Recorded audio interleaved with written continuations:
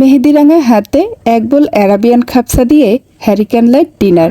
কারণ গতকাল ছিল আমাদের বিবাহবার্ষিকী। দিনটাকে একটু স্পেশাল করে তোলার জন্য আমি বানিয়েছিলাম অ্যারাবিয়ান খাপসা। এই নিয়ে দ্বিতীয়বারের মতো বানাচ্ছি। সবাই তো ক্যান্ডেল লাইট ডিনার করে, আমরা না হয় হ্যারিকেন লাইট ডিনার করলাম। খাপসা মধ্যপ্রাচ্যের একটি জনপ্রিয় খাবার। সাধারণত আস্ত খাসি বা আস্ত মোরগ দিয়ে খাপসা রান্না করা হয়। আমি অবশ্য আস্ত মোরগ ব্যবহার করছি না, তবে বড় বড় পিসেস করে কেটে নিয়েছি। কড়াইতে তেলের সাথে দিয়েছি 3 টেবিল চামচ ঘি, পেঁয়াজ কুচি, গোটা গরম মশলা, আর এখন দিয়ে দিচ্ছি গুঁড়া মশলা। গরম মশলার মধ্যে ধনিয়া, জিরা, তারপর সামান্য একটু গরম মশলার গুঁড়া ব্যবহার করেছি।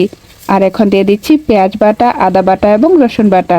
মশলাটাকে ভালো করে কষিয়ে এখন দিয়ে দিচ্ছি 1 কাপ টমেটো পেস্ট। আচ্ছা বলুন তো, বিবাহবার্ষিকী মানে কি শুধু একটা তারিখ? না, বরং অসংখ্য স্মৃতি, হাসি খুশি মাখা ভালোবাসার একটি গল্প। আচ্ছা, টমেটো পেস্ট দেওয়ার পর ঢাকনা দিয়ে মশলাটাকে ভালো করে কষিয়ে নিয়েছিলাম। আর এখন সেখানে দিয়ে দিচ্ছি কেটে রাখা মুরগির টুকরোগুলো। মশলার সাথে মুরগির টুকরোগুলোকে ভালো করে নেড়েচেড়ে মিশিয়ে নিয়েছি।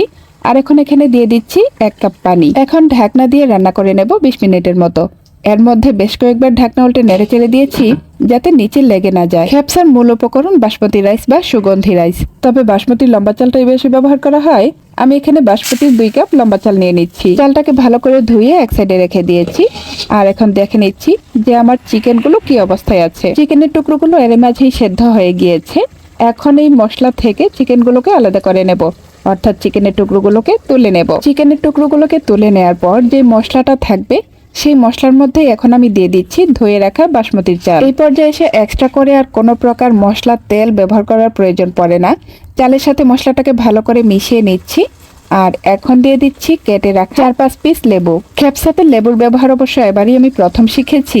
এর আগের বার যখন করেছিলাম এভাবে লেবু ব্যবহার করিনি। আর এখন দিয়ে দিচ্ছি 4 কাপ পানি। আমি 2 কাপ চালের জন্য 4 কাপ পানি ব্যবহার করেছি। তারপর দিয়ে দিচ্ছি 6-7টি কাঁচামরিচ। আর এখন ঢাকনা দিয়ে রান্না করে নেব। আর এদিকে অন্য আরেকটি প্যান বসিয়ে সেখানে দিয়ে দিচ্ছি ঘি। ঘিয়ের মধ্যে দিয়ে দিচ্ছি কাজু বাদাম, কাঠবাদাম এবং আখরোট। সবগুলোকে ব্রাউন কালার করে ভেজে তুলে নেব। আর সেই ঘিয়ের মধ্যে এখন ভেজে নেব সেদ্ধ করে রাখা চিকেনের পিসেসগুলো। চিকেনগুলোকেও এপিট ওপিট করে ব্রাউন কালার হওয়া পর্যন্ত ভেজে নিতে হবে। ওইদিকে খাপসার পোলাওটার কি অবস্থা সেটা দেখে নিচ্ছি। দেখলাম যে সেদ্ধ হয়ে গিয়েছে। হালকা একটু নেড়ে চেড়ে দিচ্ছি যাতে পোলাওটা ঝরঝরে হয়।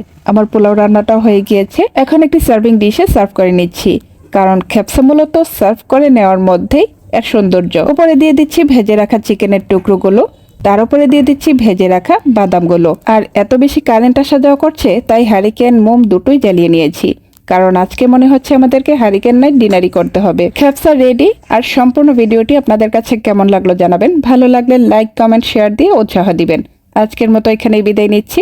আল্লাহ হাফেজ।